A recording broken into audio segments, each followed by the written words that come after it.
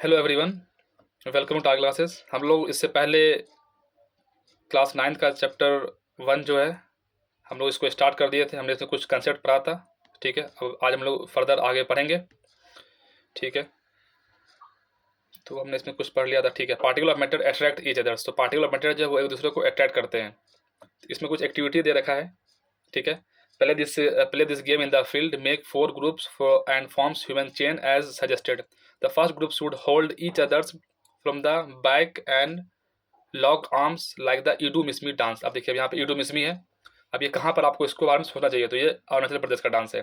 The second group should hold hands to form a human chains. The third group should form a chain by touching each others with only their finger tips. Now fourth group of the students should run around and try to break the 3 human chains one by one into the as many small groups as possible. Which groups was easiest to break? Why? सोचिए, इस पर think करिए कि आखिर कौन से group को तोड़ना आसान होगा। जो लास्ट में है और जो मिडिल में है उसको तोड़ना बहुत मुश्किल होगा। तो अब इसी पे ये सॉलिड, लिक्विड और गैस के बारे में अब आगे आपको बात करेगा। ठीक है ना। If we consider each student as a particle of matter, then in which groups of particle held each other with the maximum force? तो मैक्सिमम फोर्स पे कौन है भाई? तो जो मिडिल में है, तो मिडिल में क्या है, तो अभी आपको सॉलिड, लिक्विड, जो गैस है उसी को अभी ये आगे एक्सप्लेन करेगा इसी एग्जाम्पल से। ठीक है, take iron nails, a piece of chalk and a rubber band. Try to breaking them by hammering, cutting or stretching.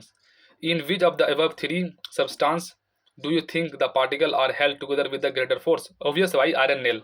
Piece of chalk तो वो मतलब टूट जाएगा, और जो रबर बैंड आप उसको मारेंगे तो वो थोड़ा सा फिर कुछ देर तक मतलब वो बैंड होगा, फिर से वो अपने ओरिजिनल पोजिशन में आ जाएगा। ठीक है, take some water in a container. Try to cutting the surface of water with your hands. Were you able to cut the surface of water? What could be the reasons behind surface of water remain together? तो ये एक अच्छा सवाल है। आप activity पे think करना बहुत ज़्यादा ज़रूरी है। एक्टिविटी से ही क्वेश्चन, आपको कुछ कुछ क्वेश्चन बन सकता है। ठीक है, the above 3 activity 1.6, 1.7, 1.8 suggests that particle of matter have force acting between them. This force keeps the particle together.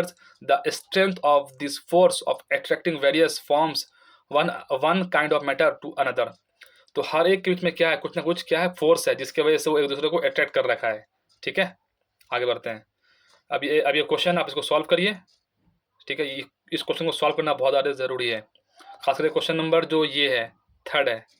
ठीक है, इसको थोड़ा सा देखिएगा आप एक दफ़ा। ठीक है, अब यहाँ से आगे स्टेट ऑफ मैटर्स। अभी तक आप जितना पढ़े हैं वो एक बेसिक है। ठीक है, अब यहाँ से क्वेश्चन जो बनता है वो रियल क्वेश्चन आपको स्टेट ऑफ मैटर से बनता है। ठीक है, अब यहाँ से क्या क्वेश्चन बनता है, जैसे कि observe different type of the matters around you, what are its different state? We can see that matter are around us exist in the 3 different states, solid, liquid और गैस में होता है। आप एग्जांपल ले लीजिए वाटर का। अब यहाँ पर सॉलिड, लिक्विड, गैस है। जब आप इसके लास्ट चैप्टर जब आप जाएंगे, जब आप लास्ट पेज में जाएंगे तो वहाँ पर 2 स्टेज और आ जाएगा, प्लाज्मा और बॉस और आइंस्टाइन कंडेंसेशन। ठीक है, लेकिन अभी उस पर हम नहीं पढ़ेंगे। अभी हमें 3 को ही अभी हमें आइडियल मानना है। ठीक है, this state of the matter arises due to the variation in the characteristic of the particle of matters. Now let us study about the properties of the these 3 different state of matters in detail. अब यहाँ पे activities है। ठीक है, all the above example of solids, जैसे कि देखिए कि आप इसमें पेन है, बुक है, needles of pain of would है, स्टिक है। Sketch the shape of the above particles, so the above articles in your notebook and moving the pencil around them. Do all these have a definite shape? बिल्कुल सही बात है। Distinct boundaries and fixed volumes, तो ये है आपको किसका, solid का। डेफिनेट शेप होगा, डिस्टिंक्ट बाउंड्रीज होगा और फिक्स्ड वॉल्यूम होगा। ये आपको पूछा जा सकता है पीटी में बहुत आसानी से। What happen if they are hammered, pulled or dropped? Are these capable of diffusing into each others? Try compressing them by applying force. Are you able to compress them? All the above are the example of the solid. We can observe that all these have a definite shape, distinct boundaries and fixed volume. मेरे साथ एक दफ़ा बोलो भाई इसको कि solid का क्या होता है, सॉलिड में ऐसा क्या चीज़ होता है जिसको हम, उसकी वजह से हम उसको सॉलिड बोलते हैं। उसके बाद क्या होता है, डेफिनेट शेप होता है, डिस्टिंक्ट बाउंड्रीज होती है, और क्या होता है, फिक्स्ड वॉल्यूम होता है। बोलो भाई एक दफ़ा और बोलो, लिखना है इसको था, लिखो, कॉपी खोलो फटाफट था, नोटबुक ओपन करो भाई। मैं भी आपके साथ लिख रहा हूँ, इसको थोड़ा लिखना है, इसको थोड़ा। क्या होता है सॉलिड में, क्या होता है भाई, सॉलिड में क्या होता है कि डिफिनेट, लिखो भाई लिखो।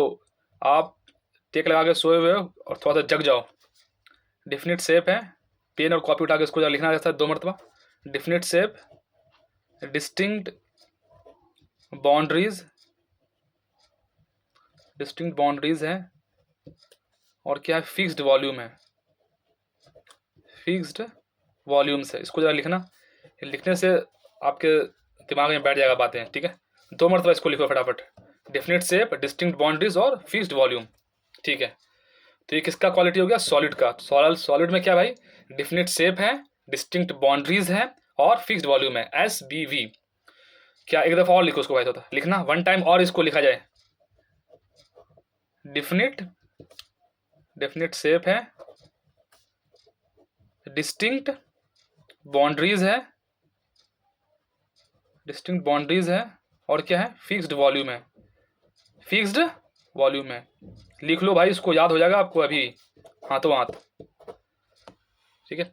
Solid have a tendency to maintain their shape when subject to the outside force. अब आप उस पर आउटसाइड फोर्स लगाओगे तो वो भी अपने शेप को वो मेंटेन कर रखेगा। सॉलिड में भी break under force but it is difficult to change their shape so they are rigid. वो क्या होता है, रिजिड होता है। What about the rubber band? Can it change its shape on stretching? Is it a solid? What about sugar and salt? When kept in different jars, these takes the shape of the jars. Are they solid? ये question है, क्या ये solid है rubber, और जो salt और जो ये है sugar. What about a sponge? Is it is a solid? Yet we are able to compress it. Why? All above are solid. वो सब का सब जो ऊपर में है ये सब का सब सॉलिड है ये, ठीक है। A rubber band change shape under force and regain the shape same shape when, अभी बताया ना कि when the force is removed. If excessive force is applied it breaks, ठीक है। The shape of each individual sugar और salt crystal remain fixed, वो fix रहता है उसका shape. Whether we take in our hands, put it in the plates और in the jar, वो उसका शेप सेम रहेगा। क्या क्या अभी हमने पढ़ा था, distinct shape, sorry definite shape है उसका, डिस्टिंक्ट बाउंड्रीज है और फिक्स्ड वॉल्यूम है। ये 3 क्वालिटी जिसके अंदर है वो सॉलिड है, ठीक है। स्पूंज में क्या है, हैव माइन्यूट होल्स उसमें होता है, in which air is trapped, when we press it the air is expelled out and we are able to compress it, ठीक है। उसका भी क्या है, डिफिनिट शेप है, उसकी एक बाउंड्रीज है, उसका फिक्स्ड वॉल्यूम है, ठीक है ना। तो ये 3 अप्लाई करिए और अब देखिएगा आपको सॉलिड मिल जाएगा, ठीक है। तो सॉलिड में भाई क्या क्या, फिर से बताना, बोलो भाई बोलो। डेफिनिट शेप है, डिस्टिंक्ट बाउंड्रीज है, फिक्स्ड वॉल्यूम है। तो सॉलिड खत्म हो गया ना, अब आ जाओ भाई लिक्विड में।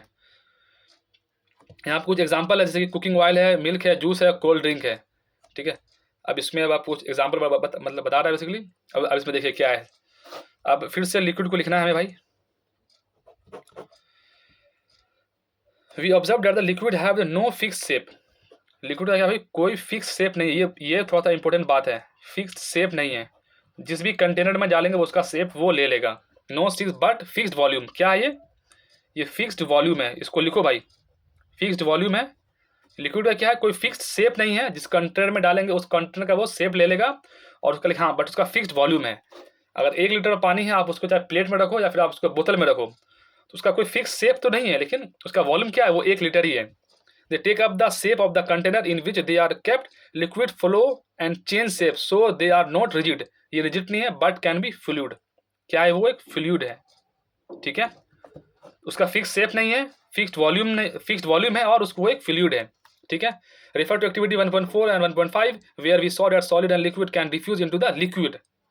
सॉलिड और लिक्विड को हम डिफ्यूज कर सकते हैं, सॉलिड और लिक्विड को। Solid and liquid can diffuse into the liquids. The gases from the atmosphere diffuse and dissolve in water. Activity 1.4 और 1.5 where we saw that the solid and liquid can diffuse into liquids. वैसे मान लीजिए, अब इसका example मान लीजिए कोई solid क्या है, आप मान लीजिए क्या है, जो शुगर है वो सॉलिड है, वाटर क्या है आपको लिक्विड है। अगर आपने शुगर को अगर आपने वाटर में डाला तो वो क्या हो जाएगा, वो लिक्विड ही तो रह जाएगा ना। The gas from the atmosphere diffuse and dissolve in water. These gases especially oxygen and carbon dioxide are essential for survival of the aquatic animals and plants, ठीक है। All the living creatures needs to breathe for the survival. The aquatic animals can breathe underwater due to the presence of dissolved oxygen in water. हम बोलते हैं ना कि मछली जल की रानी है, जीवन उसका पानी है, बाहर निकालोगे मर जाएगी, कुछ ऐसे है, एक शायद 2 दिन रखोगे सड़ जाएगी। तो आखिर क्यों बोलते हैं कि वो मर जाएगी? बिकॉज कि जो जो क्योंकि वो आउटसाइड आ जाएगी, तो वो जो आउटसाइड का ऑक्सीजन है वो उसको नहीं ले पाएगी, ठीक है। अब जब वो अंदर में रहती है पानी के अंदर, तो उसमें क्या होता है, पानी के अंदर ऑक्सीजन उसमें घुला हुआ होता है, जिसके वो अपने गिल्स के थ्रू वो ऑक्सीजन मतलब वो ले पा रही है, मतलब कि वाटर के थ्रू, ठीक है ना। तो ये पूछा जाता है कि मछली जो है वो अपना ऑक्सीजन किस तरह से लेती है, वो गिल्स से लेती है, ठीक है ना। और वो वाटर में ही उसमें क्या होता है, उसके अंदर ऑक्सीजन मतलब मिला हुआ होता है। We can conclude that solid, liquid and gas can diffuse into liquid. Solid हो या लिक्विड हो या गैस हो, वो डिफ्यूज हो जाएगा लिक्विड में। ये स्टेटमेंट पूछा जा सकता है भाई, ठीक है। चाहे वो सॉलिड हो, लिक्विड या गैस हो, वो किसमें डिफ्यूज हो जाएगा, लिक्विड में, ठीक है। The rate of diffusion of liquid is higher than that of solid. इसका मतलब क्या हो गया, जो डिफ्यूजन का जो रेट है, rate of diffusion of liquid is higher than that of solid. अब इसको देखिए, कुछ कुछ चीज़ आपको ध्यान में रखना पड़ेगा। जो डिफ्यूजन है, the rate of diffusion is higher, मतलब ज़्यादा है, दैन दैट ऑफ सॉलिड। क्यों? उसकी वजह इसने रीज़न दिया है कि सॉलिड हो, लिक्विड हो या गैस हो, वो डिफ्यूज हो जाएगा लिक्विड के अंदर में। इसी वजह से क्या है कि the rate of diffusion is in of liquid is higher than that of solid, ठीक है। This is due to the fact that the liquid state particle moves freely and have greater space between each others as compared to particle in the solid state। आखिर इसने क्यों बताया कि जो diffusion जो है, रेट ऑफ डिफ्यूजन जो है वो लिक्विड का हायर है सॉलिड से। This is due to the fact that the liquid state that in the liquid state particle moves freely and have greater space between each others as compared to particles in the solid state, ठीक है। अब आप देखिए, तो भाई तो liquid में क्या था, उसका कोई फिक्स शेप नहीं है, जो जिस कंटेंट डालेंगे उस कंटेंट का वो शेप ले लेगा, फिक्स्ड वॉल्यूम है, और ये फ्लूइड है। अब आइए गैसेस स्टेट में। Have you even observed a balloon sellers fill a large number of the balloons from the single cylinder of the gas? Inquire from him how many balloons is he able to fill from one cylinder. Ask him which gas does have in the cylinder. तो हमें पता होता है कि वहाँ पर helium होता है। आखिर आप बताइएगा कि उसमें हम लोग हाइड्रोजन क्यों नहीं डालते हैं, इसके वजह का लॉजिक है, ठीक है। अब ये एक्टिविटी आप थोड़ा सा देख लेना। We have observe that gas has highly compressible. जो गैस क्या होता है, ये पूछा जा सकता है, गैस क्या होता है, हाईली कॉम्प्रेसिबल। इसको लिखना भाई थोड़ा सा, हाईली कॉम्प्रेसिबल, ठीक है, as compare to solid and liquid. The liquid petroleum gas LPG, ठीक है, LPG cylinder that we get in our homes for cooking और oxygen supplied to the hospital in the cylinder as compress gas होता है, क्योंकि वो compress करके उसको मतलब बढ़ा दिया जाता है। Compress natural gas CNG is used as a fuel these days in vehicles due to its high compressibility. जो सीएनजी है वो क्यों यूज किया जा रहा है, क्योंकि उसका कंप्रेसिबिलिटी बहुत हाई है। Large volume of gas can be compressed into a small cylinder and transported easily. We come to know of what is being cooked in the kitchen without even entering there. बात बिल्कुल सही है। By a smell that reaches our nostrils. How does this smell reaches us? The particle of the aroma of food mixed with the particle of air spread from the kitchens reach us and even farther away. The smell of hot cooked food reaches us in seconds. Compare this with the rate of diffusion of the solid and liquid. Due to the high speed of particles and large space between them, gases shows the property of diffusing very fast into the other gases. तो उसके diffusion की जो property है वो बहुत ही fast है, ठीक है। In the gases state the particle moves about randomly at high speed. Due to this random movement the particle hit each others and also the walls of the container. The pressure exerted by the gas is become because of this force exerted by the gas particles per unit area of the wall of the container. अभी तक जो भी theory अभी जो बताया गया है, इतना सारा कुछ, उसका कंक्लूजन मैं आपको बता दे रहा हूँ, ठीक है। उसके बाद हम लोग उसको वाइंड अप करेंगे। कुछ भी ध्यान रहे या ना रहे, सॉलिड का ध्यान रखना है कि डिफिनिट शेप, डिस्टिंक्ट बाउंड्री और फिक्स्ड वॉल्यूम। मैं आपको लिखा दिया उसको 3 मरतबा, इसको याद रखना आपको। लिक्विड क्या है, कोई फिक्स्ड वॉल्यूम नहीं है, जिस कंटेनर में जाएगा उस कंटेनर का ये शेप ले लेगा, और इसका फिक्स्ड वॉल्यूम है, और ये फ्लूइड है। गैस क्या है, हाईली कॉम्प्रेसिबल है, ठीक है। अब इसमें 2-3 चीज़ और याद रखना है, जैसे कि देखिए सॉलिड है, लिक्विड और गैस है, यहाँ पे तीनों है ना। जो इंटरमोलिकुलर फोर्स है, जो सॉलिड का जो है अगर मान लीजिए कि ये कोई सॉलिड, अगर मान लीजिए कि ये ब्रिक्स है, ईंट है, या फिर मान लीजिए ये आयरन का रॉड आयरन है, जो इसका इंटरमोलिकुलर फोर्स है वो मैक्सिमम होगा। लेकिन जो इंटरमोलिकुलर स्पेस है, क्योंकि इसके अंदर स्पेस क्या है, बहुत कम होगा इसके अंदर स्पेस, वो क्या है, वो मिनिमम है। और ये गैसेस में सेम उल्टा है, इंटरमोलिकुलर स्पेस जो है, सॉरी इंटरमोलिकुलर जो स्पेस है वो मैक्सिमम है, क्योंकि वो कहीं से भी गैस मतलब रिलीज हो सकता है। और इंटरमोलिकुलर फोर्स जो है वो मिनिमम है, क्योंकि इंटरमोलिकुलर फोर्स क्या है, वो कम है, और इंटरमोलिकुलर स्पेस है वो मैक्सिमम है। इसको थोड़ा याद रखने वाली बात है। ठीक है दोस्तों, ये थोड़ा सा खत्म होता है इसका पार्ट सेकंड, बाकी इसको हम लोग नेक्स्ट लेक्चर में मिलते हैं। Okay, take care and bye bye.